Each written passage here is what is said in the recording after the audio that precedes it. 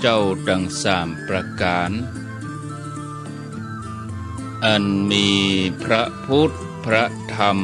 พระสงฆ์กุลพ่อกุลแม่กุลครูบาอาจารย์กุลศีลธรรมกรรมฐานจงมาปกห่มรักษาครูบาอาจารย์พระเจ้าพระสงฆ์ทุกรูปปกห่มรักษาปออกไม่ออกศรัทธา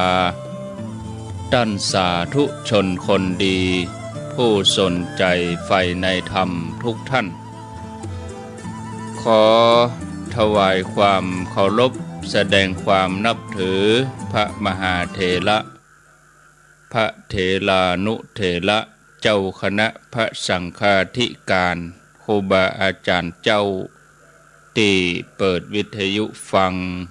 อยู่ที่วัดที่ว่าเวลานี้จุตนจุองค์เจริญปอนศรัทธาญาติโยมตั้นสาธุชนคนดีพ่ออุยแม่อุยนักศีลนักบุญเท่าแก่น้อยใจยิงต่างหลายทุกท่านธรรมะสวัสดีสวัสดียามเจ้าศรัทธาญาติโยมท่านผู้ฟังต่างหลายยินดีต้อนรับเข้าสู่รุ่งอรุณวันใหม่ประกันเจ้านี้เป็นเจ้าของวันศุกร์ที่28เดือนมกราคมพุทธศักราช2565วันนี้เป็นวันเดือน4เหนือแฮม11ค่ำเดือน4เหนือแฮม11ค่ำพร่ำว่าเป็นวันศุกร์ไผที่ยังบ่ลุกเตื้อกะเตรียมตัวลุกมาได้แล้วเน้อลุกมาได้แล้วรับลุกเจ้ากินพักดังปายรับลุกควายกินพักดังเก้าลุกเจ้าได้หลายลุกควายได้น้อยรับลุกเจ้าเป็นเจ้าดังหลายรับลุกควายปลาฮือลูกหลานเป็นหนี้เป็นข้าเน้อตื่นมาอย่าเน้อลุกมาอย่าเน้อลุกเน้อลุกเน้อลุกลุกลุกลุกตื่นตื่นตื่นตื่นตื่นตื่นได้แล้วลุกได้แล้วญาติโยมท่านทั้งหลายลุกเจ้าตื่นตัวเจ้าบัวกับอาหันเนื่องนานาพังพร้อมลุกควายบ่ตันหนตางกีดก้อมก้าตัวบ่ต้อมปุ่นอายจุงเก่งเข้าไว้อย่าไปเฮือขวายต่อหน้าสบายจำไว้เน้อเจ้าจำไว้เน้อเจ้าอรุณสวัสดิ์ธรรมสวัสดีสวัสดียามเจ้าศรัทธาญาติโยมท่านผู้ฟังยินดีต้อนรับทุกท่านเข้าสู่รายการเสียงธรรมแสงอรุณเสียงธรรมแสงอรุณรายการนี้ดำเนินรายการโดยอัตมภาพพระครูอภิวัฒนวิกรมวัดปากตางเจริญตำบลดอยหล่ออำเภอดอยหล่อจังหวัดเชียงใหม่เป็นผู้รับผิดชอบดำเนินรายการห้องกันลุกปุ๊กกันตื่นเวลานี้5:11 นาทีอุณหภูมิที่ปากตางเจริญเจ้านี้15 องศาหลายพื้นที่ก็คงจะบวกลบประมาณองศา2 องศาตั้งเมืองฝั่งบนก็ประมาณ14 15 13ไก่น้อยตั้งกัลยาณิวัฒนาตั้งแม่แจ่มอมก้อยก็ประมาณสัก13 12ตั้งในเมืองก็อาจจะ15 16อีเนาะ อุณหภูมิก็แตกต่างกันไปบวกลบ1-2 องศาก็หนาวอยู่ศรัทธาญาติโยมเดือน4แฮมแล้วก็เดือน4นี่จะดับในวันที่1กุมภาพันธ์มีข้อสังเกตเนอะศรัทธาญาติโ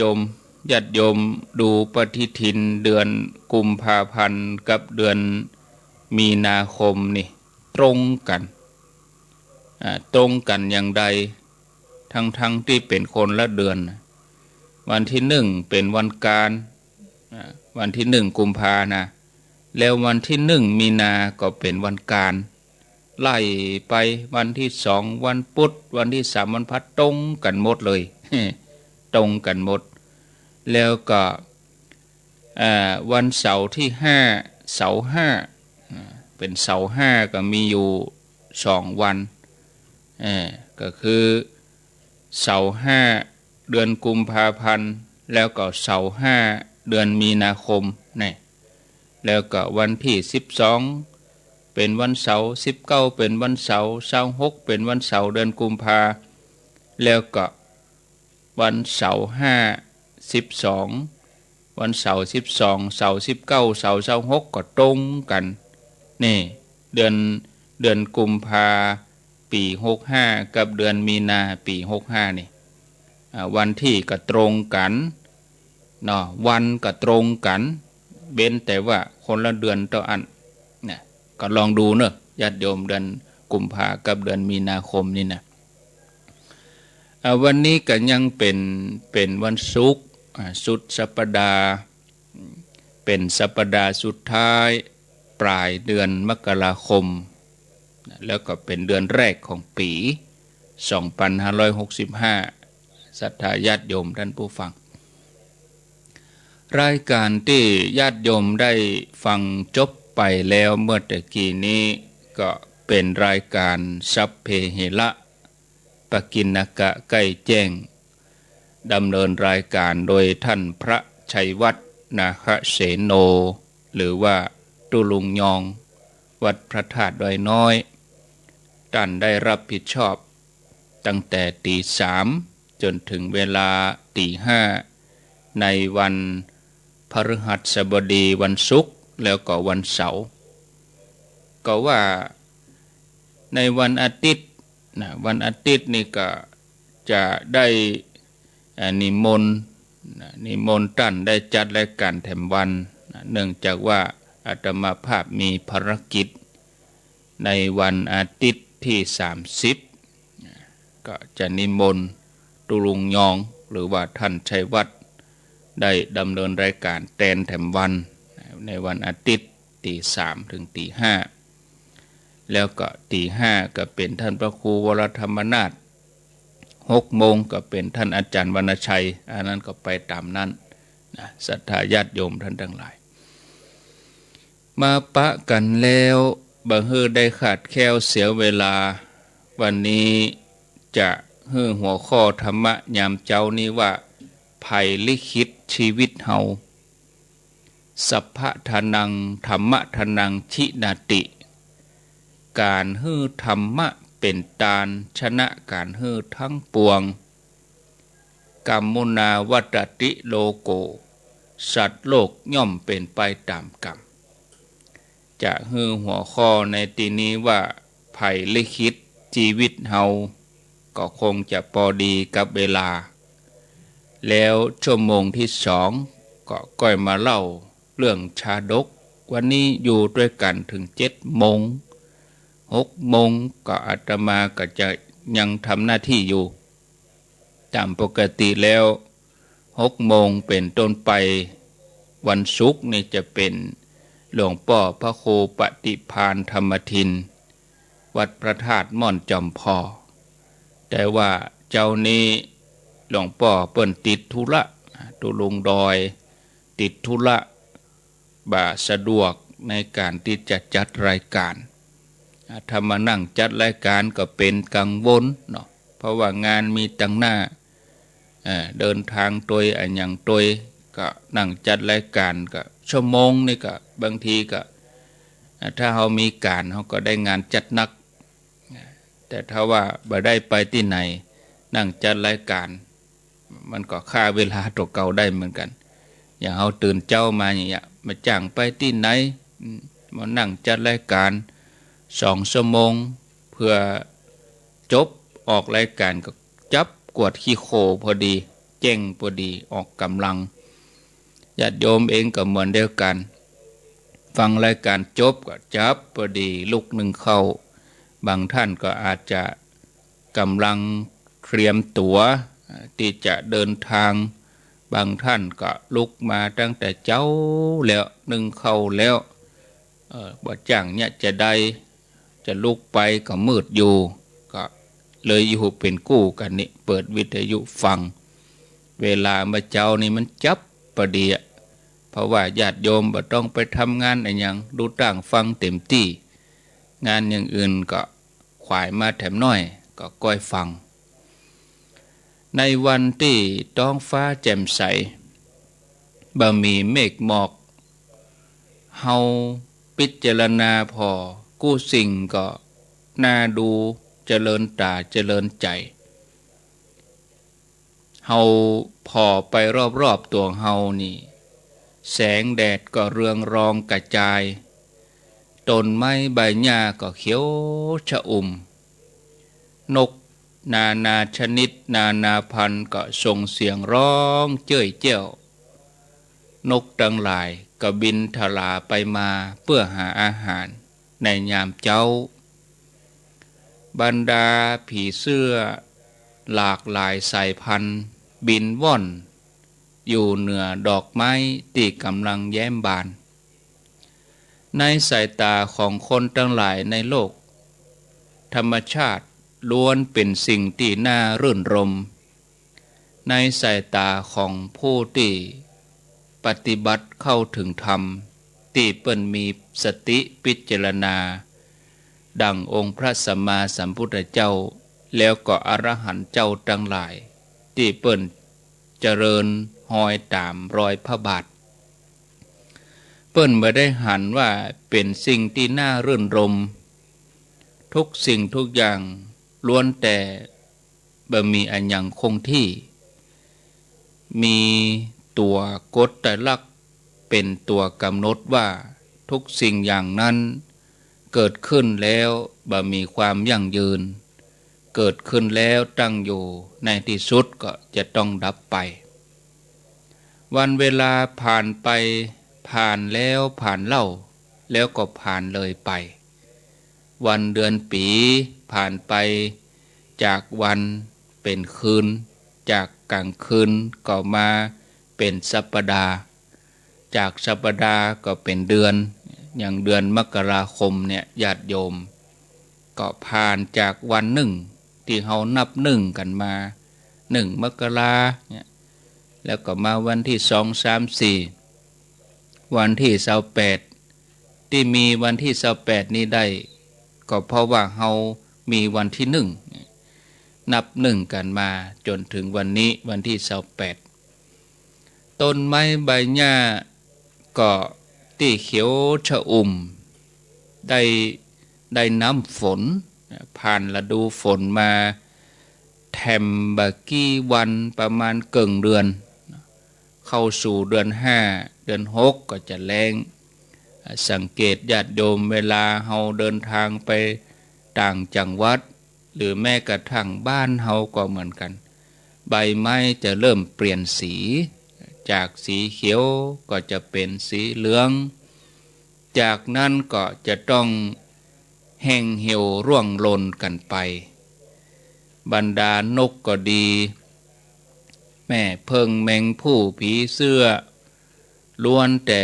มีชีวิตอยู่ได้บ่เมินบ่นานในที่สุดก็จะต้องจากโลกนี้ไปแม้แต่ตัวเฮาเองก็เหมือนกันกูอย่างในโลกนี้ก็ตกอยู่ในกฎไตรลักษณ์หรือว่าลักษณะ3อย่างนั่นคืออนิจจังทุกขังอนัตตาเกิดขึ้นตั้งอยู่แล้วก็ดับไปคือต้องมีการเปลี่ยนแปลงแตกสลายไปในที่สุด ถ้าเฮาบ่ฮู้จักดำเนินชีวิตของเฮาให้ถูกต้องแล้วเฮาจะบ่พ้นไปจากการเปลี่ยนแปลงเหล่านี้องค์พระสัมมาสัมพุทธเจ้าตลอดจนถึงอริยสงฆ์สาวกทั้งหลายเนี่ยเปิ้นก็พอหันความเป็นจริงข้อนี้เปิ้นได้ดำเนินชีวิตของเปิ้นไปตามหนทางสายกลางที่ประกอบไปด้วยมรรคมีองค์8ฮ้องว่าอริยมรรคมีองค์8จนได้บรรลุธรรมในชั้นสูงเป็นพระสัมมาสัมพุทธเจ้าเป็นอรหันต์เจ้าขีณาสพแล้วก็ในที่สุดเปิ้นก็ดับกิเลสนะขันธ์ห้าหมดสิ้นบ่ต้องไปเกิดใหม่มีสักกี่คนที่ดำเนินตามรอยพระบาทของพระศาสดาพระสัมมาสัมพุทธเจ้าโดยส่วนใหญ่คนทั้งหลายในโลกนี้ก็ยังฮักที่จะเกิดอยู่ปรารถนาเกิดมาของรวยสวยก็ยังปรารถนาที่จะปิกมาเกิดแม้จะทุกข์พ่องสุขพ่องแต่ชีวิตก็ยังน่ารื่นรมน่าอยู่น่าทดลององค์พระสัมมาสัมพุทธเจ้าพระองค์เปิ้นบ่ได้ทรงให้ทุกคนได้ดำเนินตามรอยพระบาทแต่เพียงอย่างเดียวแต่พระองค์ยังมีความฮักมีความเมตตาต่อทุกคนที่อยู่บนโลกนี้พระองค์สอนให้อยู่ในโลกนี้ด้วยความสุขแม้จะต้องจากโลกนี้ไปจะได้เกิดใหม่แถมก็ให้เกิดในที่ดีให้มีความสุขสบายอย่างน้อยก็มีรูปสวยรวยทรัพย์เพิ่นก็มีแนวปฏิบัติเหมือนกันเพราะว่าถ้าไปประมาทพลาดพลั้งก็จะต้องตกไปเกิดในที่ต่ำที่ชั่วเป็นสัตว์นรกเปรตอสุรกายเป็นสัตว์เดรัจฉานโอกาสที่จะได้ปิกมาเกิดที่ดีเป็นมนุษย์อันนี้ก็ยากแสนยากการเกิดเป็นมนุษย์นี่เป็นต้นของความดีมีความยากเพราะอะไรอย่างเพราะเมื่อไปเกิดในอบายในที่ต่ำในที่ชั่วแล้วก็จะต้องทุกข์ทรมานนะอดอยากยากแค้นเนี่ยโดยอำนาจของความชั่วโดยกรรมบดีที่ทำไว้โอกาสที่จะมาทำดีโอกาสที่จะมาทำบุญนี่แทบจะบ่มีเอาง่ายๆอย่างสัตว์นรกเปรตอสุรกายเนี่ยมีแต่ความทุกข์ทรมานหิวกระหายต้องทุรนทุรายจะมีโอกาสนึกถึงเรื่องการทานเรื่องการทำบุญจะมาร่วมบุญกุศลอย่างหมู่เฮาทั้งหลายที่เฮาเป็นมนุษย์นี่คงจะบ่มีสัตว์เดรัจฉานยิ่งไปใหญ่เลยญาติโยมกินอิ่มแล้วก็รับแล้วก็สืบพันธุ์ขยายพันธุ์ในที่สุดก็แก่เฒ่าตายไปแต่มนุษย์เฮานั้นเนี่ยมีโอกาสญาติโยมโดยอัตภาพของความเป็นมนุษย์เฮาก็ได้ทำบุญได้ทำความดีนะเฮาจะได้ผลความดีนำไปสู่ที่ดีผู้ที่เกิดในที่บดีอาศัยกรรมชั่วนำไปนั้นฉันใดผู้ที่เกิดในที่ดีก็ต้องอาศัยกรรมดีนำไปเกิดฉันนั้นญาติโยมสัตว์เดรัจฉานที่เฮาหันว่าน่าฮักบอกว่าจะเป็นแมวเป็นหมาเป็นนกที่เฮาเอามาเลี้ยงมนุษย์เอามาเลี้ยงนะมันน่าฮักแต่ว่าอัตภาพของมันก็คือเดรัจฉานนั่นเองความจริงแล้วอดีตชาติของเขาก็เกิดในที่บดีเขาทำกรรมบดีแต่วาสนาเขามีน้อยได้เกิดมาให้มนุษย์ได้ดูแลเอามาอาบน้ำเอามากินข้าวล่าตำล่าก็ได้นั่งแผ่วรถได้อยู่แผ่วที่นอนอย่างดีวาสนาของเดรัจฉานมันก็มีแต่อย่างใดก็อัตภาพของความเป็นเดรัจฉานอาหารก็บ่ได้กินอย่างมนุษย์เฮาสัตว์เดรัจฉานเขาก็มีจันเหมือนกันบางตัวก็เล่ร่อน บางตัวก็โดนมนุษย์เอามาขังไว้เอามาบังคับให้ส่งเสียงห้องถ้าห้องก็ได้รางวัลนะบังคับให้แสดงท่าทางบอกว่าจะเป็นจ้างเป็นม้ามนุษย์เขาก็บังคับมาเอามาบังคับให้แสดงท่าทางต่างๆอย่างใดนั้นมันก็เป็นเดรัจฉานอยู่ดีโอกาสที่จะทำความดีนั้นมีน้อยหรืออาจเกือบจะบ่มีเลยญาติโยมแล้วบางทีก็อาจจะไปทำความชั่วอย่างนักกว่าวันหนึ่งเนี่ยญาติโยมเฮาได้หั่นสัตว์เดรัจฉานทำความดีอย่างใดพ่องญาติโยมมีแต่ฆ่าสัตว์เหมือนเดียวกันอย่างบรรดาสิงโตเสือก็ฆ่ากวางฆ่าเก้งบรรดานกก็จะต้องไปเสาะหากินนอนกินแมงชีวิตของนกทั้งหลายส่วนใหญ่ก็เลยจมไปในสิ่งที่ชั่วนักขึ้นถึงวันฉะนั้นโอกาสที่จะปิกมาเกิดเป็นคนนี่แถมก็ยากแสนยากก็ยังมีสัตว์แถมนักญาติโยมที่อยู่รอบๆตัวเฮาในฤดูฝนตกเมื่ออาทิตย์ก่อนฝนตกมาชุ่มฉ่ำเฮาก็จะปะลูกออดลูกกบลูกเขียดลูกคังคกในรอบที่อาตมาอยู่นี่ก็มีนักญาติโยมดำพึดเลยห้องเช้าลูกนกลูกกบลูกเขียดอยู่ตามแอ่งน้ำตื่นส่งเสียงห้องแส่ซ่องฝนตกที่ไหนน้ำขังที่ไหนน้อยๆสัตว์เหล่านี้ก็จะไข่เต็มไปหมดบางทีก็ยังบัดตันใหญ่เด้อมนุษย์ก็เอาแสะไปซ่อนมาบางทีก็ น้ำแห้งตายไปเจ้ากับมนุษย์เหยียบรถเหยียบตายกันเป็นตามท้องถนนแห้งไปตายไปอย่างนั้นรถทับไปพ่องที่รอดได้ก็รอดไป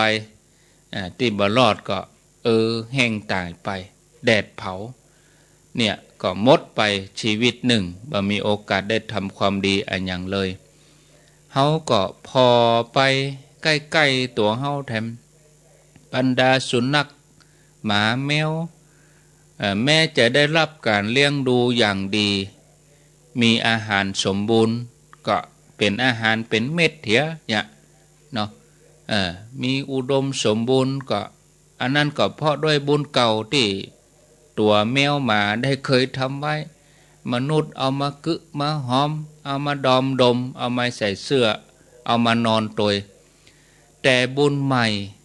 ญาติโยมเคยหั่นแมวหั่นมาทำคุณงามความดีอันอย่างไว้พ่อง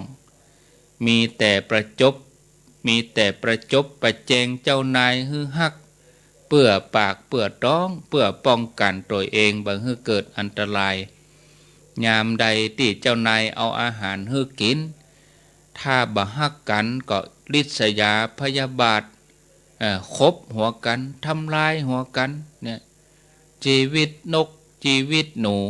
เนี่ยโอกาสที่จะทำความดีนี่ก็เกือบบ่มีเมื่อบุญเก่ามีก็ใจหมดไปบุญใหม่ก็บ่ได้ทำศรัทธาญาติโยมจะได้บุญที่ไหนมาช่วยให้ไปเกิดดีๆเมื่อหมดสิ้นชีวิตในโลกนี้แล้วมีแต่จะตกต่ำลงไปญาติโยมถ้าเราจะพิจารณาให้ลึกซึ้ง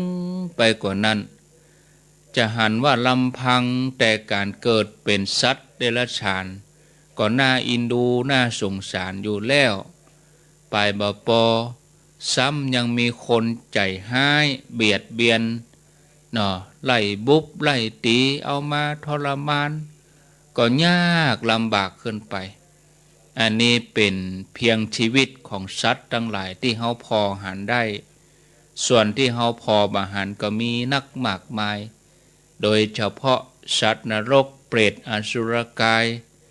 สัตว์เหล่านี้เนี่ยญาติโยมอยู่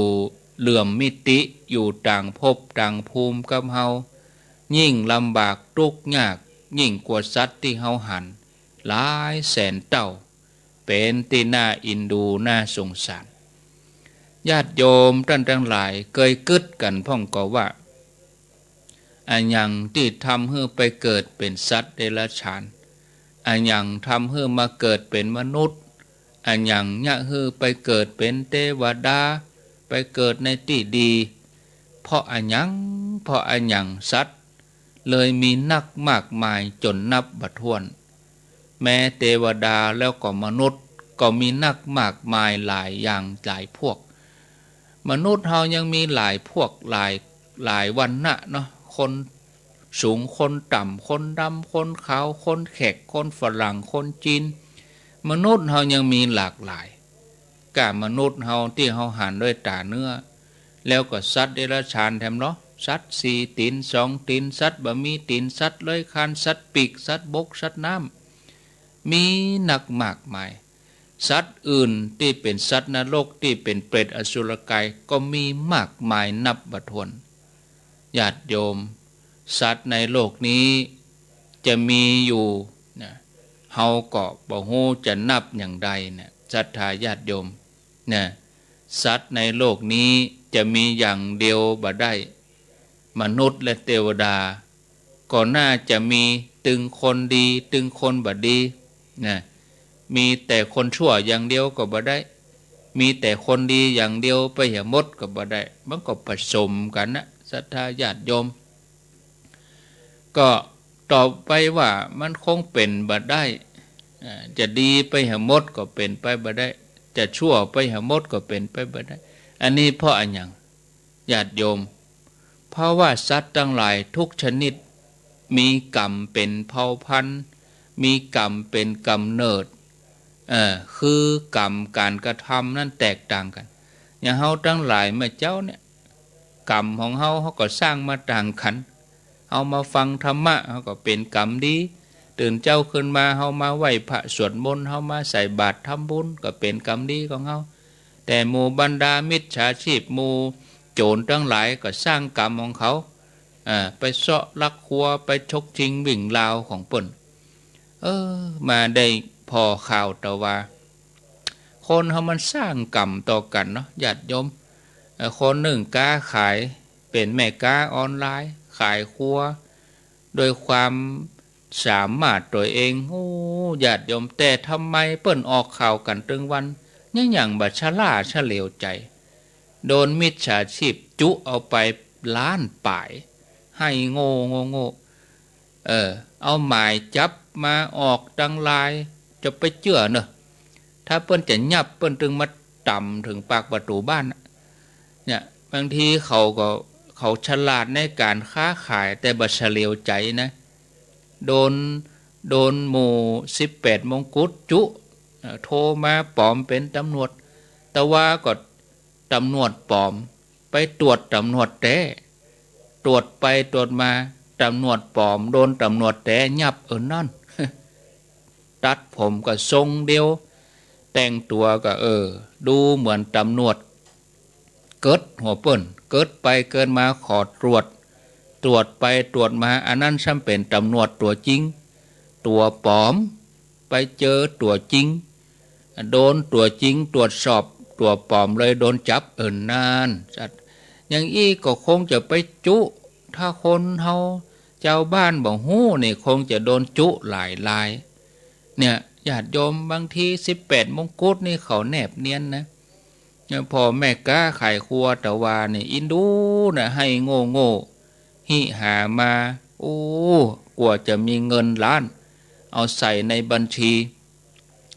หมู่18มงกุฎแก๊งคอเซ็นเตอร์โทรมาว่าเป็น DSI คือกรมสอบสวนคดีพิเศษจะพิเศษยังได้ก็จ้างแน่จริงมาบ้านเพเอาถ้าใจโทนี่ญาติโยมจะไปเชื่อเนอะเปิ้นออกข่าวกันสนั่นปันปื้นแล้วก็ไปเชื่อได้จะได้มาให้โง่เนี่ยญาติโยมทั้งหลายฉลาดแต่ไม่เฉลียวก็สร้างกรรมห่วมกันต่อไปศรัทธาญาติโยมแล้วจะไปเรียกร้องห้องหากลัวเปิ้นจะตวยโอ้ต้องทำอย่างเด็ดขาดเนาะเจ้าหน้าที่บ้านเมืองเบอร์เดนี้ คนแบบไปตั้งอื่นคนใจโทรศัพท์นักหมู่แก๊งหมู่นี้เขาก็เลยเอาตามโทรศัพท์เนี่ยเป็นช่องทางหากินก็เลยโทรหาคนนั้นโทรหาคนนี้ไปข่มขู่เปิ้นหาว่าสินค้าของคุณผิดกฎหมายสินค้าของคุณบ่ได้เสียภาษีก็เปิ้นกล้าขายด้วยความสุจริตถ้าเสียภาษีเขาก็ต้องแวบไปถึงปุ่นสัมภากระเปิ้นยังบ่มีหนังสือมาถ้าเขาเสียภาษีเปิ้นต้องเตือนมากะเนี่ยอันนี้ใจเพียงแค่อู้โน้มน้าวแล้วก็ส่งหมายจับหมายสารมันปลอมทั้งนั้น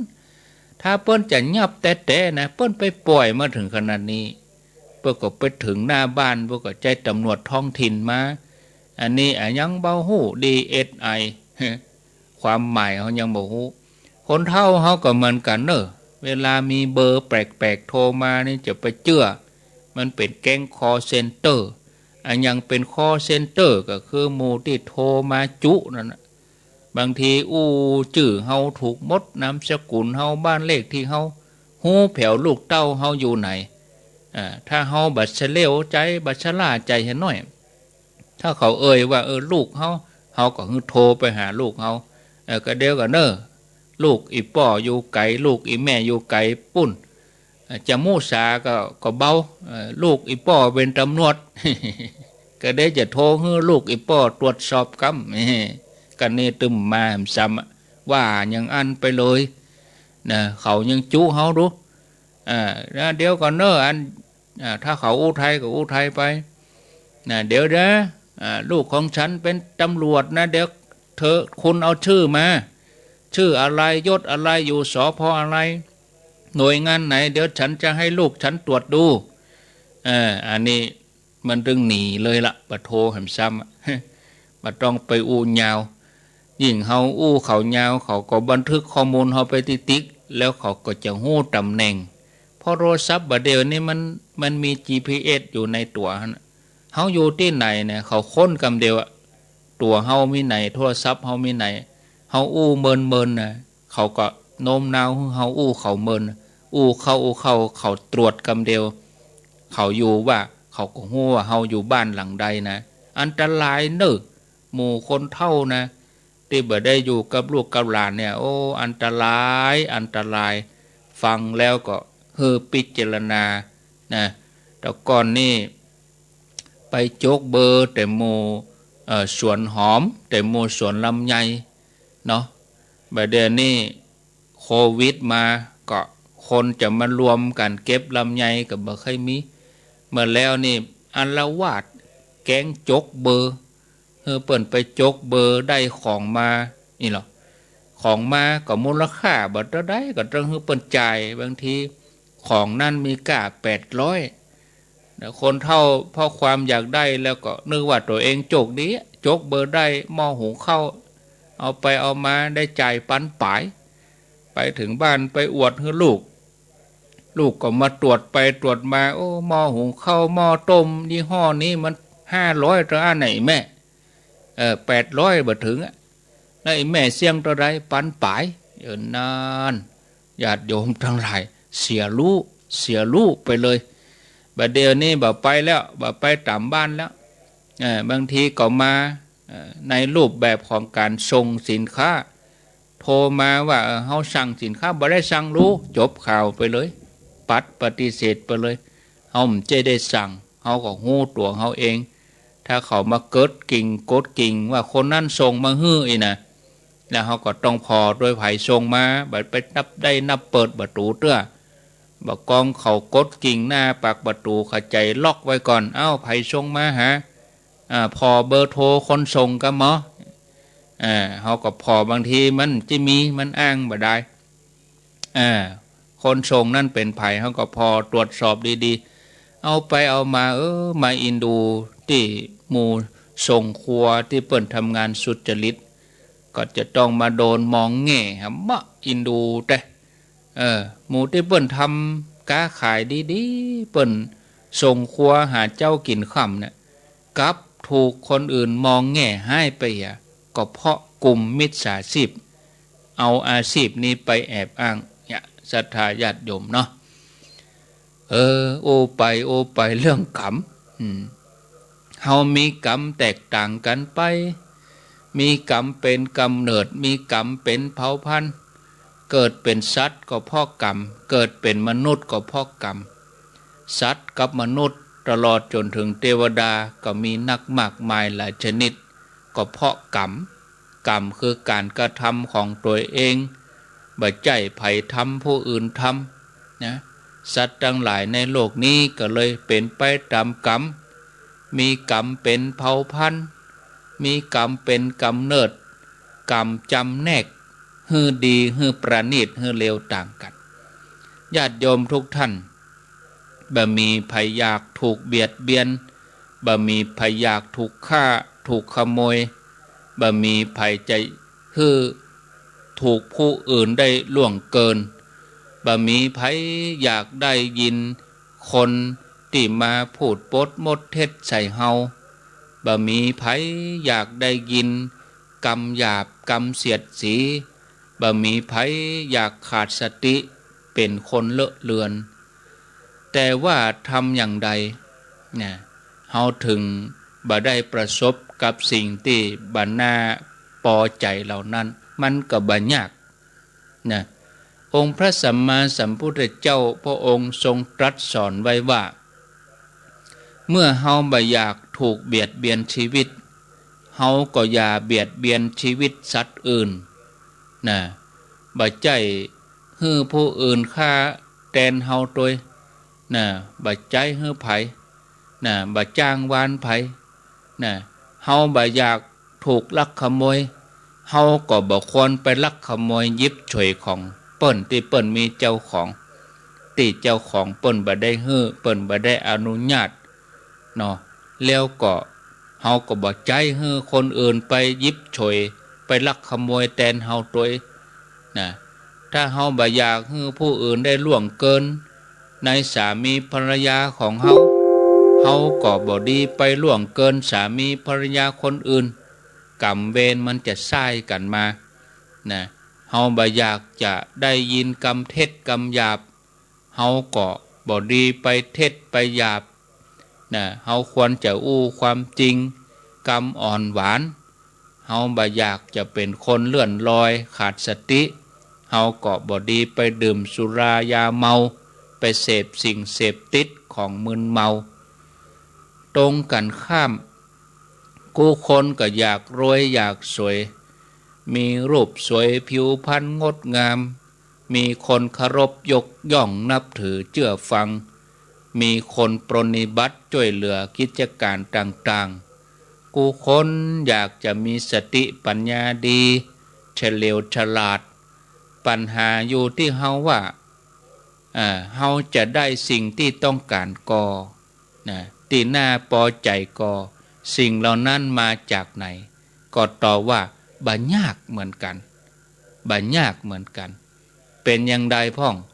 ถ้าเฮาอยากรวยเฮาก็จะต้องละความตระหนี่ยินดีในการเอื้อเฟื้อเผื่อแผ่แบ่งปันสิ่งของให้กับคนอื่นในยามที่เปิ้นขาดแคลนในยามที่เปิ้นลำบากเฮามีเท่าใดเฮาก็หยิบยื่นปอฐานะฮื้อโดยความเต็มใจบ่หวังผลตอบแทนบ่ใจว่าฮื้อไปแล้วก็มาทวงบุญคุณมาลุนกึดใจฮอดเฮาช่วยเขาอย่างอันอย่างอีเฮาฮื้อเฮาจะต้องได้กึดถึงผลตอบแทนฮื้อก็ฮื้อไปเลยศรัทธาญาติโยมอย่างน้อยก็เป็นความดีสำหรับเฮาอย่างน้อยก็เป็นคุณธรรมสำหรับเฮานะความดีที่เฮาเคยแบ่งปันเนี่ยญาติโยมถ้าเฮาทำด้วยจิตบริสุทธิ์เนี่ยตัวนี้จะเป็นผลย้อนขึ้นมาเองบ่ได้สูญหายไปไหนกลับมาตอบสนองเฮาเองนะศรัทธาญาติโยมบางทีบ่มาในช่องทางนี้ก็มาช่องทางอื่นจะมาในรูปแบบอื่นบ่ทำเฮารวยแต่ทำให้เฮาแคล้วคลาดปลอดภัยเดินทางไปที่ไหนโอ้เฮารอดได้นี่เพราะเฮาทำบุญแคล้วคลาดไปที่ไหนมีคนช่วยมีคนเอาใจใส่ดูแล มันบ่มาห้อมนี่มันก็มาห้อมอื่นนะญาติโยมทั้งหลายเฮ้อเกิดอย่างอีบางทีก็แผ่ไปถึงพ่อถึงแม่ถึงลูกถึงหลานเฮาปุ่นพ่อแม่อยู่ไกลก็แผ่ไปโอ้ขอเฮ้อโดยปกห่มรักษาลูกหลานเด้อยะมันก็ไปทางปุ่นก็มีญาติโยมทั้งหลายบุญกุศลเฮานี่นะความดีนี่ถ้าเฮาอยากจะมีรูปงามมีความสวยความหล่อพระพุทธเจ้าเพิ่นก็สอนว่าให้มีศีลห้าอย่างน้อยก็มีศีลห้างดเว้นจากการเบียดเบียนชีวิตสัตว์อื่นมีศีล8ศีล10 227ตามกำลังของภัยของมันศีลนี่เป็นเครื่องคัดเก่ากายวาจาใจให้สะอาดมีกิริยาวาจาเรียบร้อยเฮาสังเกตได้คนไหนมีศีลบ่มีศีลคนมีศีลเปิ้นจะคัดเก่าจิตใจของเปิ้นบ่ได้ไปคัดคนอื่นคนบ่มีศีลนี่ชอบคัดคนอื่นหันคนอื่นทำดีตัวเองก็มีความอิจฉาก็แสดงว่าขาดศีลคนนี้นะถ้าคนใดที่อนุโมทนาก็แสดงว่าคนนั้นมีศีลคนที่มีกิริยาสุภาพเรียบร้อยมีความน่าฮักนะญาติโยมไผหันไผก็ชอบไผหันไผก็ชมไผได้อยู่ใกล้ก็รักใคร่อินดู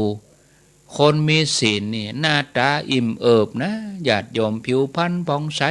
เนี่ยเพราะความดีเพราะศีลที่ทำไว้เป็นเหตุให้รูปสวยผิวพรรณงามดี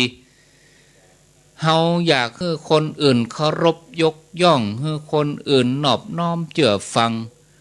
ตัวเฮาเองก็จะต้องเคารพตัวเฮาเองก็จะต้องเชื่อฟัง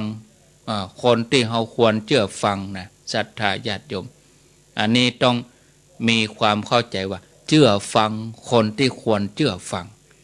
นะศรัทธาญาติโยมท่านทั้งหลายในปอนก็มีหรอ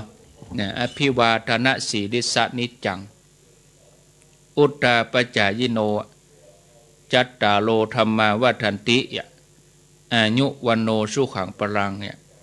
เปิ้นก็มีในปอนศรัทธาญาติโยม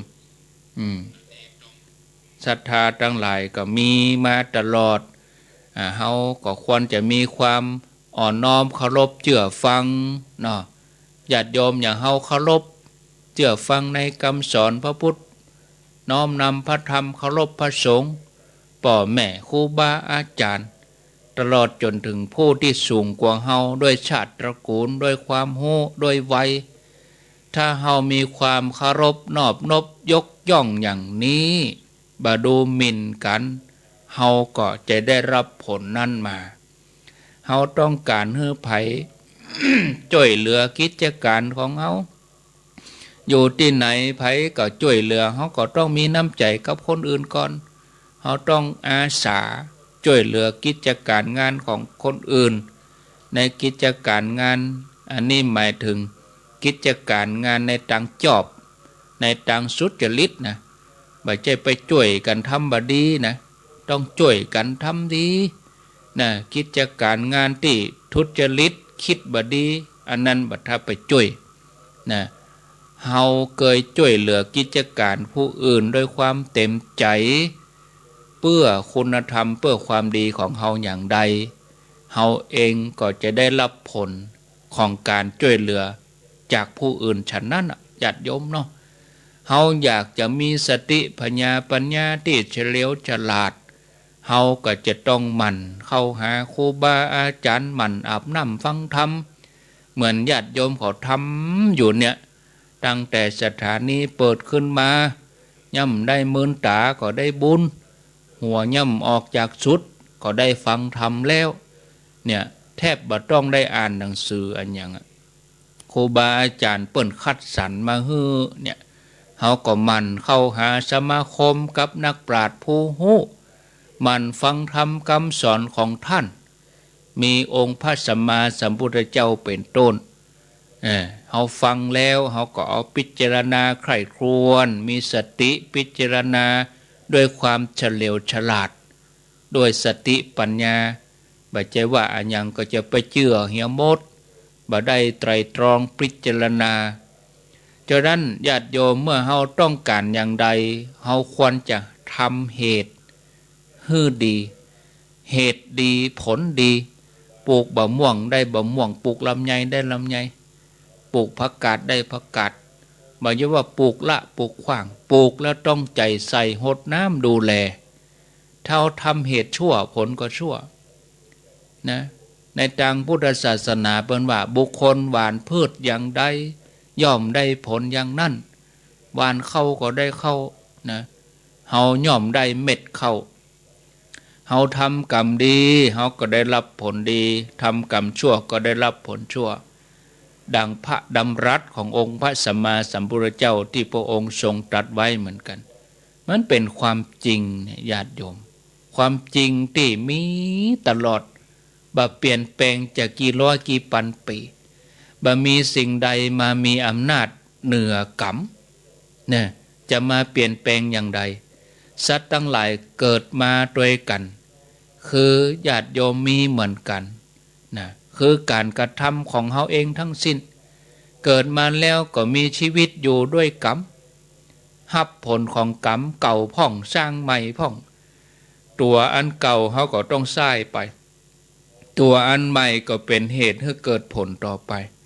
เมื่อจากโลกนี้ไปแล้วจะเป็นอย่างใดขึ้นอยู่กับกรรม